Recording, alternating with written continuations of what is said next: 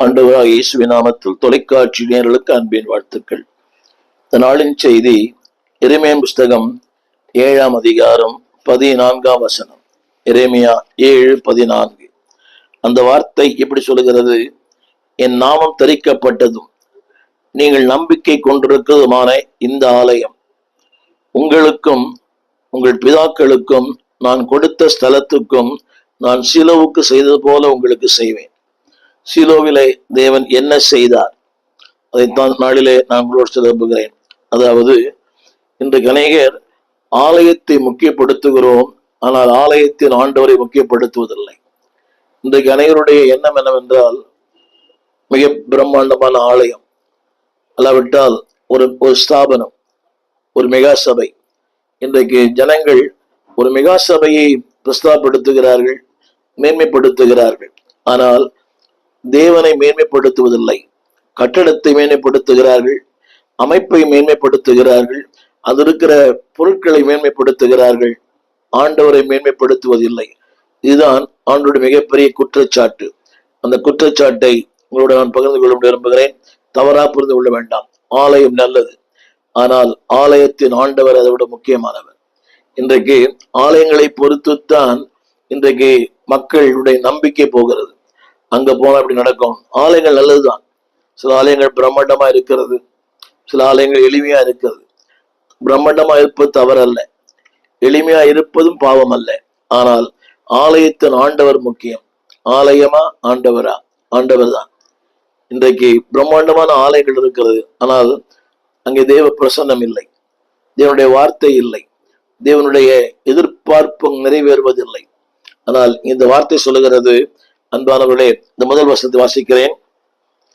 இது சொல்லப்பட்ட சம்பவம் காலம் 600 ஆண்டுகள் அன்றைக்கு இஸ்ரவேல் ஜனங்கள் அடிமைத்தனத்தில் வாழ்ந்தார்கள்.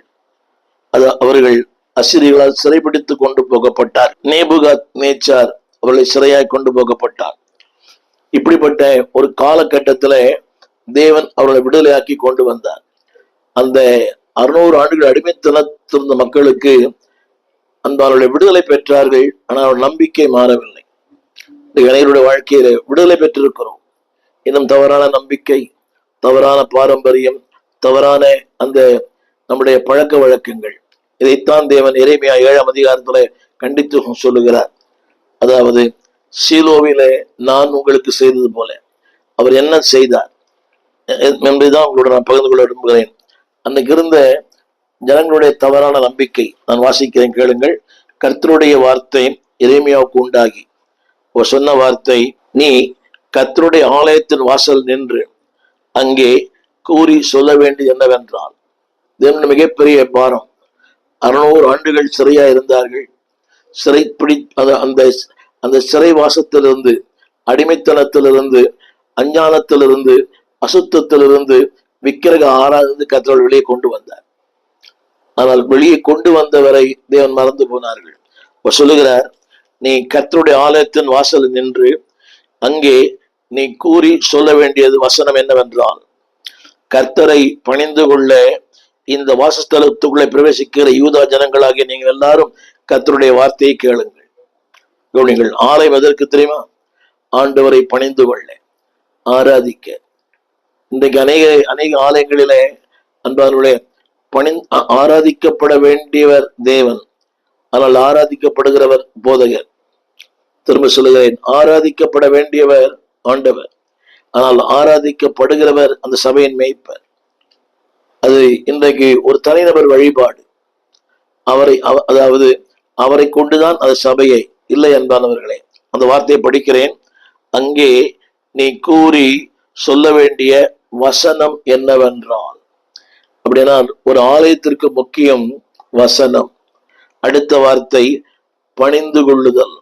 இன்னைக்கு ஒரு சின்ன கேள்வி என்னை கேட்டுக்கொண்டிருக்கிற அன்புதேவ பிள்ளையே, நீ போகிற திருச்சபையில வசனம் இருக்கிறதா? 2 மணி நேரம் ஆராதனை, அதுல 1.5 மணி நேரம் பாடல், அறிக்கை, அறிவிப்பு, அரை மணி நேரம். மிகுந்த துக்கமான ஒன்று. இந்த திருமண நிகழ்ச்சிகளிலே பல முறை நான் பிரசங்க அழைக்கப்பட்டிருக்கிறேன். திருமணங்கள் கிராண்டா நடக்குது. குறித்த நேரத்தில் திருமணங்கள் ஆரம்பிக்கப்படுவதில்லை. மணமகன் காலதாமதம், இல்லையில் மணமகள் காலதாமதம். எல்லாம் வந்தாலும் மக்கள் வருவதில்லை, அவர்கள் பொறுத்திருக்கிறார்கள். பாடல், அவரை வாழ்த்தி பேசுவது, இவரை வாழ்த்தி பேசுவது, எல்லாமே பாரம்பரியங்கள் எல்லாம் நடக்குது. கடைசியாக முடிவாக 10 நிமிட செய்தியை ஊழியர் பேசுவார். யோசித்து பாருங்கள், ஒரு திருமணத்திலும் வசனம் இல்லை, ஆலயத்திலும் வசனம் இல்லை, வாழ்க்கையின் ஆரம்பத்தில் வசனம் இல்லை. 10 நிமிடங்கள் அதை பெருமையாய் நடத்துகிறவர் சொல்லுகிறார். இப்பொழுது சில நிமிடங்கள் இவர் கர்த்தருடைய வார்த்தை, சில நிமிடங்கள். கருப்பொருள் என்னவென்றால் 10 நிமிடங்கள். யோசித்து பாருங்கள், அதற்காக வேலையை விட்டுட்டு, காரியங்களை விட்டுட்டு ஒரு ஊழியன் போய் அமர்ந்திருக்கிறார். 10 நிமிடங்கள் அந்த MC பண்றவர் சொல்லுகிறார், 10 நிமிடங்கள் பேசுவார். இன்றைக்கு நான் சொல்ல வந்த வார்த்தை, ஆண்டவர் சொல்லுகிறார், நீ கூறி சொல்ல வேண்டியது என்னவென்றால் வசனம் என்னவென்றால். இன்றைக்கு துக்கமான ஒரு விஷயம், திருச்சபைகளிலே வசனம் இல்லை. அறிவிப்பு 30 நிமிடங்கள் ஓடுகிறது, அறிவிப்பு 30 நிமிடங்கள், எல்லாமே ஏகப்பட்ட அறிவிப்புகள். நல்லதுதான், அறிவிப்பு தேவை, அது ப்ரொமோஷன். கட்டிடத்திற்காக ஏதோ ஒரு ப்ரொமோஷன் ஒர்க், அதற்கு தாருங்கள், இதற்கு தாருங்கள், ஊழியத்திற்கு தாருங்கள். ப்ரொமோஷன் ஒர்க்கே ஒரு 30 நிமிஷம் ஓடுது, ஆனா ஒரு 30 நிமிஷம். கடைசியாக பிறந்த நாள், திருமண நாள், அதற்காக அங்க வார்த்தையே இல்லை. ஜனங்களுக்கு அதில் இன்றைக்கு விருப்பம் இல்லை. தேவன் சொல்லுகிறார், நீ கூறி சொல்ல வேண்டிய என்னவென்றால், கர்த்தரை பணிந்து கொள்ள இந்த வாசஸ்தலத்திலே பிரவேசிக்கிற நீங்கள், திருமணம் ஒரு வார்த்தை வருது, கர்த்தருடைய வார்த்தையை கேளுங்கள். இதனால ஆலயத்திற்கு போகிற, ஆண்டவரை ஆராதிக்கிற அன்பான தேவ பிள்ளையே, ஆலயம் எதற்காக? அந்த வார்த்தை சொல்லுகிறது வசனம். 2வது பணிந்து கொள்வது, 3வது வார்த்தையை கேட்பது. இன்றைக்கு திருச்சபையில ஆராதனைக்கு யாருமே வருவதில்லை. ஆராதனை முடிந்து செய்தி ஆரம்பித்து செய்தியின் பாதியிலே அவருக்கு என்ன புரியாது. கவனிங்கள், அந்த ஆராதனை உங்களை ஆயத்தப்படுத்துகிறது. வார்த்தையை கேட்க, தேவன் உங்களோடு பேச, தேவனோடு இடைப்பட அந்த ஆராதனை உங்களை பக்குவப்படுத்துகிறது. It prepares you. வார்த்தை ஏற்றுக்கொள்ள, அந்த வார்த்தை உங்களை கிரியை செய்ய. எனவே அந்த ஆராதனைக்கு செல்லாமல் வசனத்துக்கு கேட்க போது ஏற்புடையதான் எனக்கு தெரியல. அது பழக்கமாயிடுச்சு. அந்த பாதி பிரசங்கத்துல அதுக்கு நீங்கள் சபைக்கு போகாமல் இருக்கலாம், வீட்டிலே இருக்கலாம், அல்ல பக்கத்துல இருக்க இன்னொரு சபை கூட போகலாம். நீங்க அன்பான தேவ பிள்ளையே, இங்க நான் சொல்ல வந்த ஜனங்களின் தவறான நம்பிக்கை. 4ஆம் வசனம் அந்த வார்த்தை சொல்லுகிறது. அவர் சொல்லுகிறார், உங்கள் வழிகளையும் உங்கள் கிரியைகளையும் சீர்படுத்துங்கள். உங்கள் வழிகளையும் உங்கள் கிரியைகளையும், ஆலயத்துக்கு வரீங்க, ஆராதிக்க வரீங்க, உங்க வழிகள் எப்படி இருக்கிறது?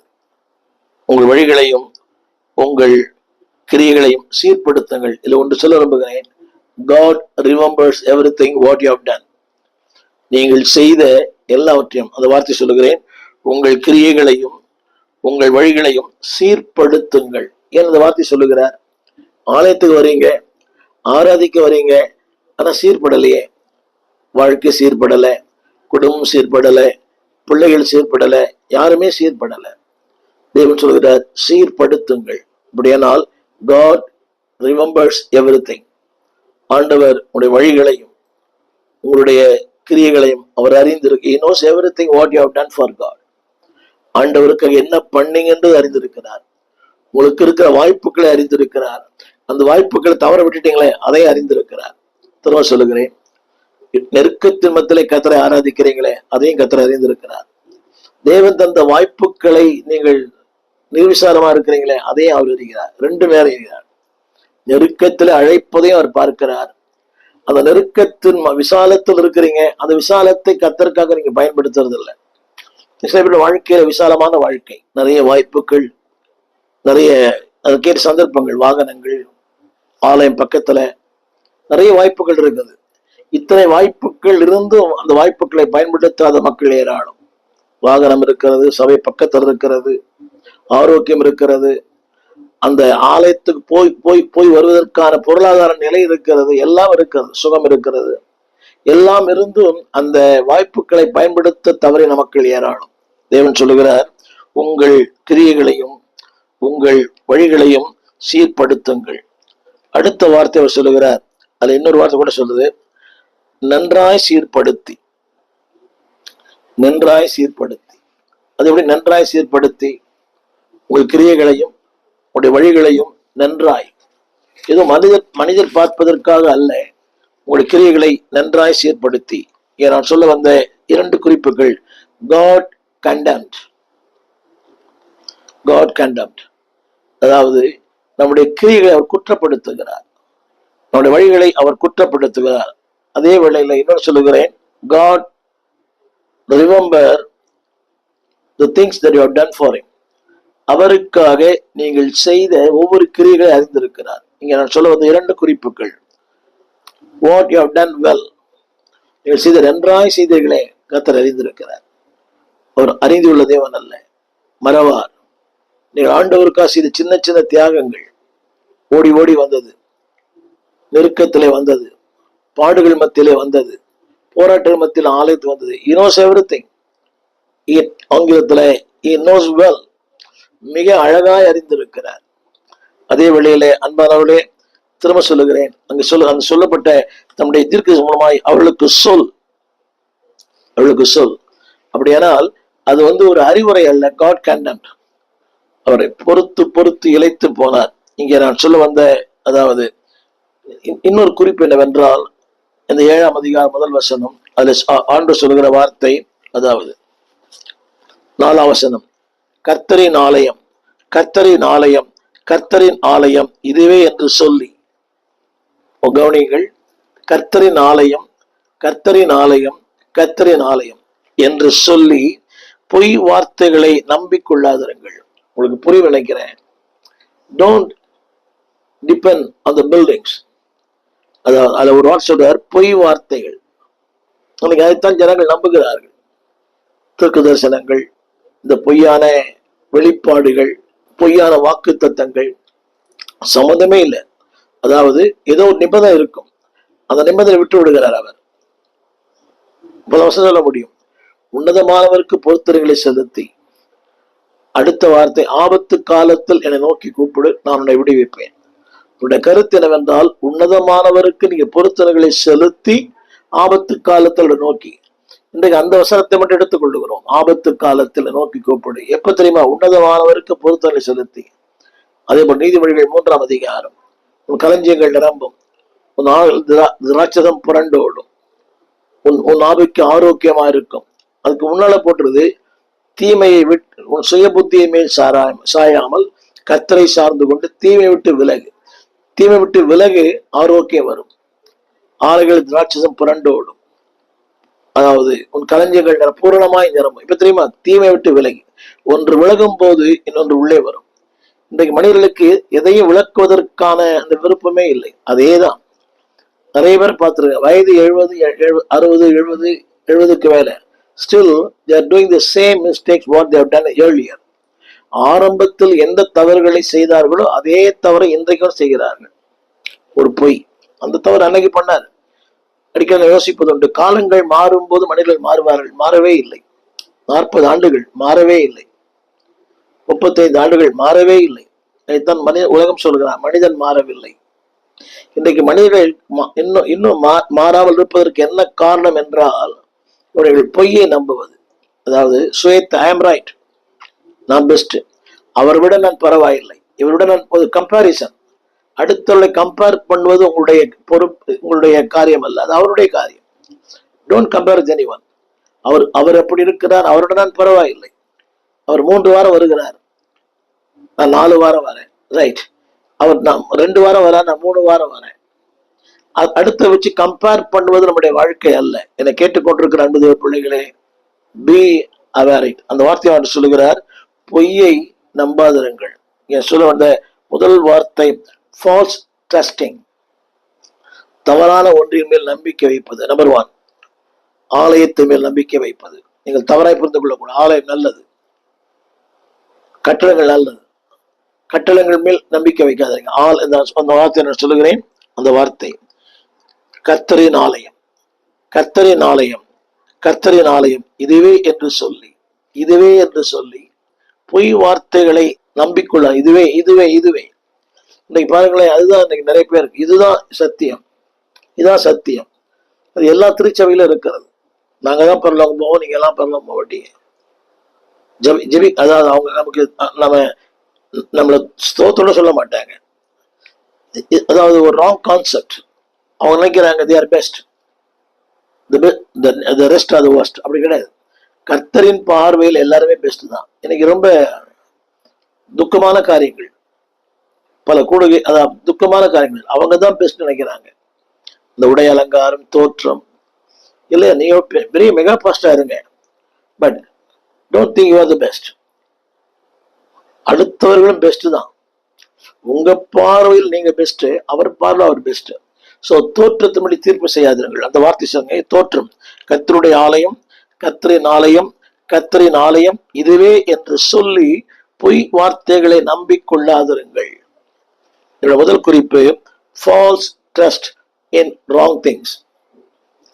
தவறான ஒன்றின் மேல் நம்பிக்கை வைப்பது. அவர் கண்டிக்கும் ஆண்டவர்.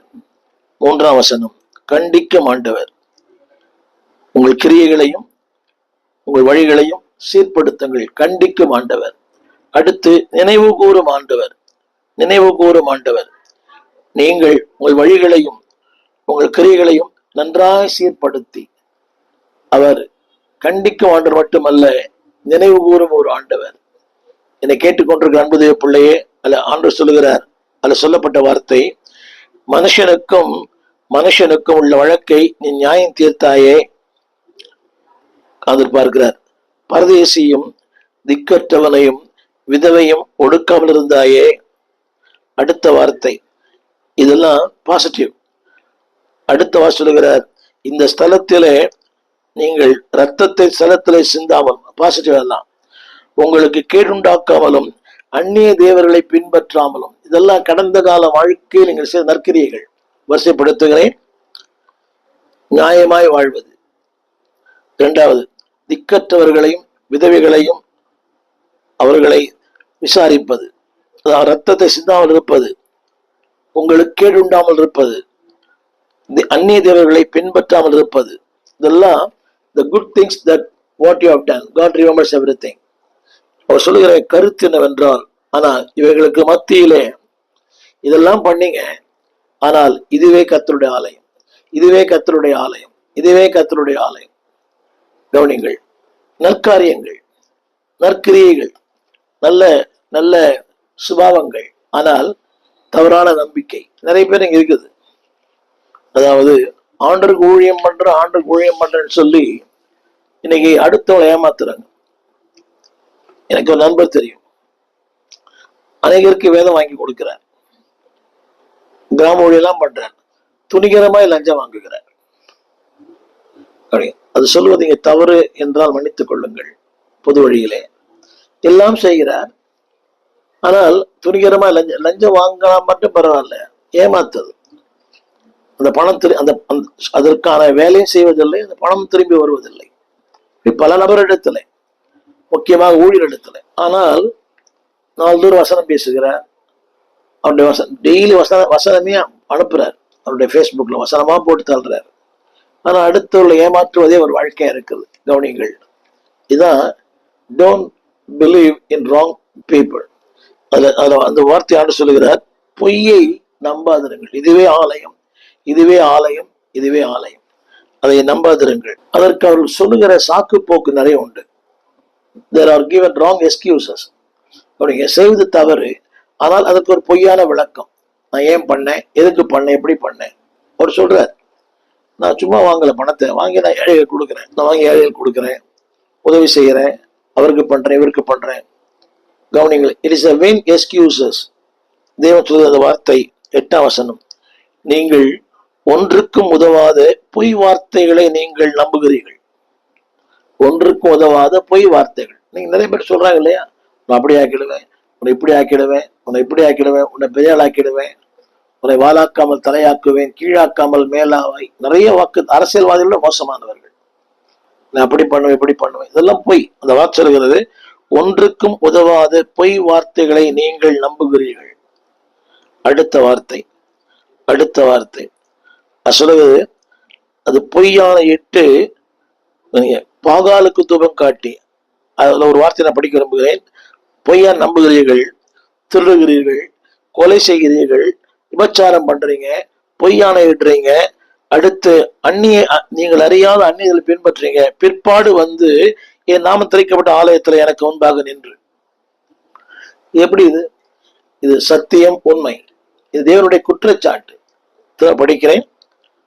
ஒன்றுக்கு உதவாத பொய் வார்த்தையை நம்புறீங்க, ராபிங், திருடுறீங்க, கொலை செய்யறீங்க, விபச்சாரம் பண்றீங்க, பொய் ஆணையிடுறீங்க, அந்நிய தேவர்களை பின்பற்றுறீங்க, ஃபால்ஸ் டாக்டரின், அந்நிய தேவர்களை. இன்னைக்கு எல்லாருமே பாருங்க, ஆவிக்குரிய மக்கள் கூட இன்னைக்கு அரசியல் கூட்டத்தில் இருக்கிறாங்க. அதை விட எனக்கு ஒரு பெரிய கொடுமை என்னவென்றால், ஒரு திருச்சபையின் போதகர் ஒரு அரசியல் கூட்டத்தை தன் திருச்சபை நடத்துகிறார். அரசியல் கூட்டத்தை தன் திருச்சபையில் நடத்துகிறார். கேட்டா சொல்றாரு, அவர்கள் நல உதவி திட்டங்களை வழங்குறாங்க, அதுக்கு திருச்சபை, அது ஒரு எதிர்மறையான ஒரு நம்பிக்கை உள்ள ஒரு இயக்கம். அந்த எதிர்மறையான நம்பிக்கை உள்ள ஒரு இயக்கம் வந்து திருச்சபைக்குள்ளே கூட நடத்துகிறது. அதற்கு அவர் நியாயம் கற்றுக் கொடுக்கிறார்.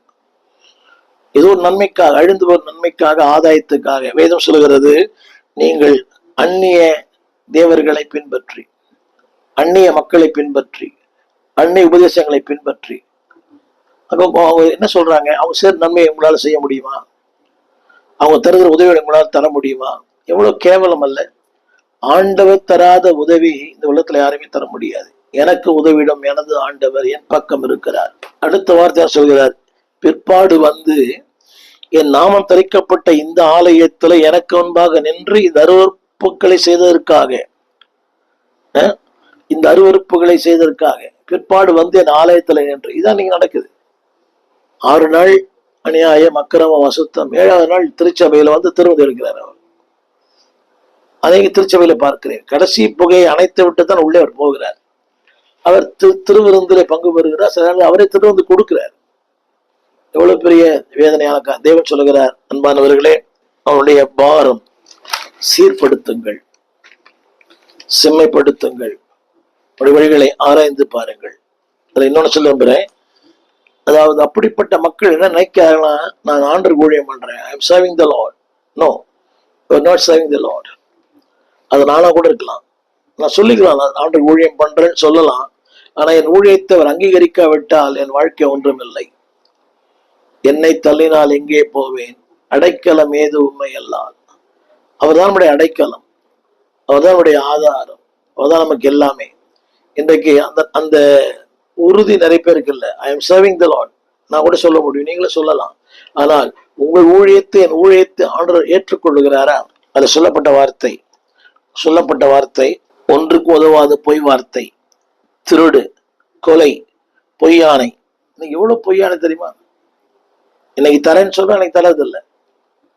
இந்த நாள்ல திருப்பி தந்துருவாங்க பணத்தை, திருப்பி தரதே இல்லை. அது தவறுதானே? ஒருத்தர் பணம் வாங்குறீங்க, இந்த நாள்ல திருப்பி தருவேன், அந்த நாள்ல அந்த பணத்தை திருப்பி தரதே இல்லை. தரவிட்டான் பரவாயில்லை, தந்துட்டேன்னு சொல்றாரு அவரு. எவ்வளவு அவர் நம்பிதான் அவர் கொடுத்தாரு, கையெழுத்து இல்லாமதான் கொடுத்தாரு. இவர் சொல்றாரு, நான் திருப்பி தந்துட்டேனே. ஆனா அவர் ஊழியம் பண்ணுகிறார். எப்படி எனக்கு ஒன்றும் புரியல. பொய்யானை. அடுத்த வார்த்தை ஆண்டவர் சொல்கிறார், இந்த அருவறுப்புகள் எல்லாம் செய்து விட்டு. அவங்க சொல்ற, நாங்கள் விடுதலை பெற்றிருக்கிறோம். எவ்வளவு 8ஆம் 10ஆம் வசனம், பிற்பாடு நாங்கள் விடுதலை பெற்றிருக்கிறோம். என் அன்பு தேவ பிள்ளையே, உங்கள் விடுதலை போலியானது.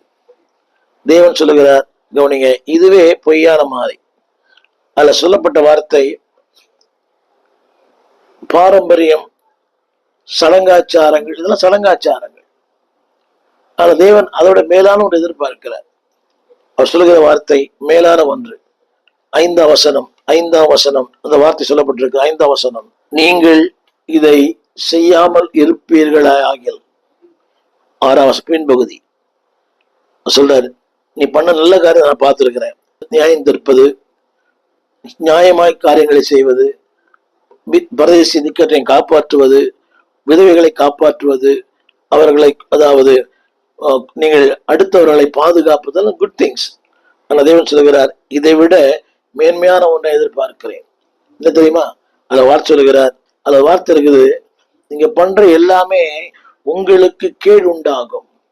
கவனிங்கள், நீ யாருக்கு கேடு நினைக்கிறீங்க? அவரை ஏமாத்திட்டேன், இவரை ஏமாத்திட்டேன், இவரை ஏமாத்திட்டேன், இல்ல. You are doing bad things on your life. நீங்களே உங்களுக்கு கேடு உண்டாக, அபாமினேஷன், செல்ஃப் ஜட்ஜ்மெண்ட், நீங்களே உங்களுக்கு கேடு உண்டாக்கி கொள்றீங்க. உங்களுக்கு கேடு வேற யாரும் தேவையில்லை. நீங்க பண்ற தவறான தீமையான குறுக்கு வழியில போவது. நிறைய பேர் இன்னைக்கு ஷார்ட்கட் அது சொல்லிக் கொடுக்க ஆட்கள் இருக்கிறாங்க. எல்லாமே அதுக்காக சில எத்தனை நபர்லாம் இருக்கிறாங்க. இப்படி பண்ணு நீ தப்பிச்சுக்கலாம், இப்படி பண்ணு நீ தப்பிக்கலாம், இது பண்ண உனக்கு ஒண்ணும் வராது. கவனிகள், அன்பானவர்களே, நல்லா ஆண்டவரிடத்துல ஆலோசனை கேளுங்க, ஆவியானோட ஆலோசனை கேளுங்க, ஒரு மூத்த ஊழியத்துல கேளுங்க, இப்படி பண்ணலாமா இப்படி செய்யலாமான்னு கேளுங்க. நீங்க போறதா உலக மனிதர், அவருடைய ஞானம் அதான் சொல்லுது. அந்த உலகத்தில் வருகிற அந்த ஞானம், யாக்கோபு புஸ்தகம் 3ஆம் அதிகாரம் யாக்கோபு 15 இப்படிப்பட்ட ஞானம் அடுத்துல ஏமாற்றி பிழைப்பது, பரத்திலிருந்து இறங்கி வராமல் லௌகீக சம்பந்தமானது. 2வது ஜென்மசுபாவம். 3வது பேய்த்தனத்துக்கு அறியது. திரும்ப சொல்லுகிறேன், இந்த ஞானம் பரத்திலிருந்து வருவதில்லை. ஏமாற்றுவது, போலி கையெழுத்து, போலி பத்திரங்கள், இந்த போலி பட்டாக்கள், இதெல்லாம் பரத்திலிருந்து வருகிற ஞானம் அல்ல. அதுல சொல்லப்பட்டிருக்கிறது லௌகீக சம்பந்தமான. அது சொல்லிக் கொடுக்க ஆட்கள் நிறைய பேர் இருக்கிறாங்க. இப்படி பண்ணுங்க, இப்படி பண்ணுங்க. அடுத்து ஜென்ம சுபாவத்துக்குரியது. நான் சொல்லுகிறதெல்லாம் ஆலயத்துக்கு போகிறவர்கள், ஆலயத்துல ஆராதிக்கிறவர்கள், ஆலயத்துல வசனம் கேட்கிறவங்க. ஜென்ம சுபாவத்துக்குரியது. 3வது பேய்த்தனத்துக்கு அடுத்தது. அடுத்து வரப்படுது பரத்திலிருந்து வருகிற ஞானமோ சுத்தமானது, தூய்மையானது, இரக்கமானது, கனி உள்ளது. அது ஒரு வார்த்தை இருக்கிறது, உங்கள் மூலமாய் அந்த கனிகள் அனைவருக்கு விதைக்கப்படுகிறது. என்னை கேட்டுக்கொண்டிருக்கிற அன்பு தேவ பிள்ளைகளே, it's a good thing to go to church. சபைக்கு போவது நல்லது. ஆனால் உங்களுடைய கிரிகள் எப்படிப்பட்டது, உங்களுடைய வழிகள் எப்படிப்பட்டது? தேவன் சொல்லுகிறார், அன்பானவர்களே, 5ஆம் வசனத்துல 5ஆம் வசனம் அல்ல, அந்த கருத்து என்னவென்றால், your daily duty with the people. 5ஆம் படிக்க கிளைக்கு 5ஆம் வசனத்துல 5ஆம் வசனம், மனுஷனுக்கும் how you deal with the people every day. மனுஷனுக்கும் கர்த்தருக்கு முன்னால் நீங்க நம்ம ஜெபிக்கலாம். ஒரு அந்நிய பாஷை ஆவியில் அரம்பி மணிக்கணக்கா ஜெபிக்கிற மனுஷனுக்கு how you are look. அந்த வார்த்தை திரையில பாருங்கள், மனுஷனுக்கும் what is how is your dealings with your contacts. மனுஷனுக்கு எப்படி இருக்கிறீங்க? இந்த மனுஷங்கிட்டே நீங்க வாழ்க்கை சரியில்லைன்னா அவர்கிட்ட எப்படி வாழ்க்கை சரியா இருக்கும்? அந்த மனுஷனை பத்தி நீங்க 1000 சொல்லலாம். மனுஷனுக்கும் அந்த வார்த்தையை நான் படிக்க கேளுங்கள். மனுஷனுக்கும் வழக்குள்ள வழக்கு. 1000 தவிர அந்த வார்த்தையை மட்டும் எடுத்துக்கொள்கிறேன். மனுஷனுக்கும் இது ஆங்கிலத்துல daily dealing with the people. ஜனங்களோடு அன்றாட இருக்கிற அந்த தொடர்புகள், கணவன் மனைவி, சகோதரன் சகோதரி, மெய்ப்பெண் விசுவாசிகள், dealing with the people everyday life. அதுல நியாயமா இருக்குதுங்களா விசுவாசிகளே? அதுல நியாயமா இருக்கிறீங்களா? அதாவது dealing with the daily life. ஆலயத்துல ஒரு நாள் போறீங்க, dealing with the daily life. தேவன் சொல்லுகிறார், அப்படி செய்யும் போது அந்த வார்த்தை சொல்லுகிறது, அன்பானவர்களே, அவர் இஸ்ரவேலுக்கு என்ன செய்தாரோ அதை உங்களுக்கும் செய்வார். அவர் சொல்லுகிறார், இஸ்ரவேலுக்கு என்ன செய்தாரோ. ரோமருக்கு நிறுவம் 11ஆம் அதிகாரம் 20ஆம் வசனம். ரோமர் 11:22. ஆகையால் தேவனுடைய தயவு உடைய கண்டிப்பு, அவர் சொல்லுகிறார், சீர்தூக்கிப்பார், சிந்தித்துப்பார். வேதம் சொல்லுகிறது, நீ அவருடைய தயவில் நிலைத்திருப்பாயானால், ரோமர் 11:22, அவருடைய தயவில் நிலைத்திருப்பாயானால் உனக்கு தயவு கிடைக்கும். நிலைத்திராவிட்டால் நீயும் வெட்டுண்டு போவாய். திரும்ப சொல்லுகிறேன், கவனிங்கள், அவர் தயவில் நிலைத்திருப்பாயானால். நன்றாய் dealing with your daily life. அடுத்த வார்த்தை, நிலைத்திருப்பாயானால் உனக்கு தயவு கிடைக்கும். நிலைத்திராவிட்டால் நீயும் வெட்டுண்டு போவாய். அதாவது தவறான ஒன்றை மேல் நம்பிக்கை வைக்காதீங்க. Trusting the right things, trusting the right way. சரியான காரியங்கள், சரியான வழிகள். இன்றைக்கு ஆண்டு சொல்லுகிற அந்த குற்றச்சாட்டு என்னவென்றால், அவர் சொல்றாங்க, we are safe. அதான் சொல்றாரு, நீ பொய்ய நம்புற. அவர் சொல்லும் வார்த்தை தேவனுடைய குற்றச்சாட்டு, தேவனுடைய எதிர்பார்ப்பு. அவர் சொல்கிறார், நீங்கள் உங்களை சரிப்படுத்தினால், உங்களை சீர்படுத்தினால் தயவு, காருண்யம், அவருடைய கிருபை. அது மாத்திரமல்ல, 7ஆம் அதிகாரம் 12ஆம் வசனம், அதாவது நான் முந்தி என் நாம விளங்க பண்ணின சீலோவில் உள்ள என் ஸ்தலத்துக்கு நீங்கள் போய் நீங்கள் செய்த எல்லா பொல்லாப்பு நிமித்தம் நான் அது செய்ததை பாருங்கள். என்ன செய்தார் சீலோவிலே? அன்பானவர்களே, அங்கே தேவனுடைய தண்டனை, தேவனுடைய அங்கே நியாய தீர்ப்பு. தேவன் சொல்லுகிறார், நீங்கள் இந்த கிரியெல்லாம் செய்தீர்கள், நான் உங்களுக்கு ஏற்கனவே சொல்லி இருந்தேன், நீங்கள் கேளாமலும் நான் உங்களை கூப்பிட்டும் போது நீங்கள் உத்தரக்கொள்ளாமல், எனவே நான் சீலோவுக்கு செய்ததை போல உங்களுக்கும் செய்வேன். அதுல என்ன செய்தார்? அங்கே தேவனுடைய நியாய தீர்ப்பு, தேவனுடைய தண்டனை. இங்க தேவன் சொல்லுகிற வார்த்தை, அன்பானவர்களே, உங்களுடைய 7:13 வாசிக்கிறேன், கவனிங்க. நான் உங்களுக்கு ஏற்கனவே சொல்லி இருந்தும். இந்த நாளில் என்னை கேட்டுக்கொண்டு அன்புடைய பிள்ளையே, தேவன் பலமுறையோடு பேசியிருக்கிறார். உன் வழிகளை சீர்தூக்கிப்பார், வழிகளை சிந்தித்துப்பார். மனுஷனுக்கு என்ன பண்றேன்? மனுஷனை ஏமாத்தலாம், ஆனால் மனிதனுக்குமே நீதி இல்லையே. மனிதனுக்கும் தேவனுக்கு நீதி வரும். அவன் நினைக்கிறாங்க, இது வேற அது வேற இல்லை, இதுதான் அது, அதுதான் இது. மனிதனுக்கும் நீதி. ஒரு மனிதனுக்கு நீதி செய்ய நீ அனைத்து செஞ்சுட்டு அதுல ஒரு அழகான வசனம் இருக்குது, 10ஆம் வசனம். பிற்பாடு வந்து என் ஆலயத்திலே நின்று, பிற்பாடு வந்து என் ஆலயத்தின்று என்னை கேட்கின்ற உன் கிரிகளை சரியில்லைன்னா it's a waste of time. நீ ஆலயத்துக்கு போறது, நீ நிக்கிறது, நீ ஜெபம் பண்றது, உன்னுடைய ஊழியம் அனைத்தும் வீணானது. அது அழகான வார்த்தை, பிற்பாடு வந்து நின்று. தேவன் சொல்லுவார், யூ ஆர் a deceiver. அதில் ஒரு வார்த்தை சொல்லப்பட்டிருக்கிறது, ஒரு வார்த்தை, அதில் ஒரு வார்த்தை, உங்களுடைய எல்லா பொல்லாப்பு நிமித்தமும். அடுத்த வார்த்தை சொல்லுகிறார், நான் 13ஆம் வசனம், அந்த சந்ததி அனைத்தையும் தள்ளி போட்டது போல உங்களையும் என் முகத்தை விட்டு நான் தள்ளி போடுவேன். ஆரம்பத்தில் சொன்னேன், the condemnation of God, the correction of God. மூன்றாவது, the counseling of God, the condemnation, அவருடைய வலி, condemnation. இதை செய்தால் இது நடக்கும். கரெக்ஷன், சீர்படுத்து. உன்னை சொல்கிறான், இதை நீ விட்டு விட்டால், அந்த வார்த்தை சொல்லப்பட்டிருக்கிறது, நான் உன்னை தேசத்திலே குடியிருக்க பண்ணுவேன். நம் 3ஆம் வசனம், இந்த ஸ்தலத்திலே உங்களை குடியிருக்க பண்ணுவேன். இந்த ஸ்தலம், இந்த தேசம், வாழ்வு, வசதி.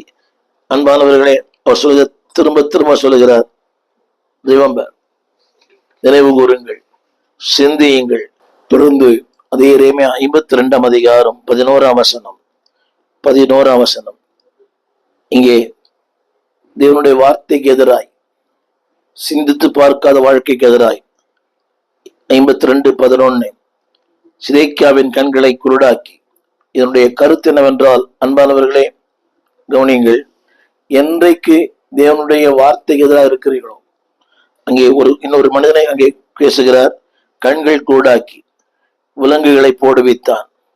கவனியுங்கள், அவன் மரணமடைய நாள் மட்டும் அவன் காவல் வீட்டில் வைக்கப்பட்டான். இது சிதேக்கியா பற்றி சொல்லப்பட்ட வார்த்தை. ஏனென்றால் திருஷ்டாந்தங்கள் உங்களுக்கு எனக்கும். அடுத்த வார்த்தை, அன்பானவர்களே, அதில் சொல்லப்பட்ட பல காரியங்கள் நிறைய. நான் அந்த வார்த்தையை முடிக்க விரும்புகிறேன். அதில் சொல்லப்பட்ட வார்த்தை, அந்த எரேமியா 52ஆம் வசனம் சொல்லுகிறது, தேவனுடைய வார்த்தைக்கு, தேவனுடைய வசனத்திற்கு, தேவனுடைய அந்த கீழ்ப்படியாமைக்கு யார் யாரெல்லாம் இருந்தார்களோ, வேதம் சொல்லுகிறது, அவள் அத்தனை பேரும் சிறைப்பிடிக்கப்பட்டார்கள். வேதம் சொல்லுகிறது 3023 யூதர்கள். என்னை கேட்டுக்கொண்டு அன்புடைய பிள்ளையே, திரும்ப சொல்லுகிறேன், God condemns your ways. God wants to correction your ways. God wants to counseling your ways. அதாவது உன் வழிகளை சீர்தூக்கிப்பார். Condemnation, correction, அதை சரிப்படுத்து ஒன்ற சொல்லுகிறான். அப்படி சரிப்படுத்தும் போது தேசம் உன் வசமாய் மாறும். யோசுவா புஸ்தகம் 18ஆம் அதிகாரம் 1 வசனம். அப்படி செய்யும் போது தேசம் உன் வசமாய் மாறும், உன் பிள்ளைகள் வசமாய் மாறுவார்கள். ஆசீர்வாதம், வாழ்வு, செழிப்பு எல்லாம் உன் வசமாய் மாறும். இந்த செய்தியை தொடர்ச்சியாய் கேளுங்கள். தேசம் உங்கள் வசமாய் மாற வேண்டுமானால் obey the Lord, trust the Lord, lean on the Lord. அவரை சார்ந்து கொள்ளும், கீழ்ப்படியுங்கள். பொய்யான வார்த்தைகள், பொய்யான காரியங்கள், மாய்மாலம், அசுத்தங்கள், அன்பானவர்களே, அவளை விட்டு வெளியே வாருங்கள். உங்கள் சிறையிருப்பை விட்டு. தேவன் சொல்லுகிற வார்த்தை, அன்பானவர்களே, தவறான ஒன்று, தவறான யூகம், தவறான கொள்கை. தேவன் சொல்லுகிறார், பல நேரங்களில் நம்முடைய வாழ்க்கையில் நடக்கிற பல தீமையான காரியங்களுக்கு நாம் தான் காரணம். நம்முடைய வழிகள், நம்முடைய பாதைகள், நம்முடைய சிந்தைகள், நம்முடைய செயல்கள், அது என்றைக்கு சரியில்லையோ அன்பாவளே, அன்றைக்கு நம்முடைய வாழ்க்கை ஒரு சிறையிருப்பு. ஏதும் சொல்லுகிறது, சிறையிருப்பு மறையும், சீர்வாழ்வு மலரும், சீயோனின் மகிமை உங்கள் மேல் தங்கும். எங்கள் விலாசம்: போதகர் ஸ்டீஃபன் தேவகுமார், திறந்த வாசல் சபை, நம்பர் 65, பரமானந்த தெரு, 7 கிணறு, சென்னை 600001. தொடர்புக்கு 9841839287. மேலும் 04413183330.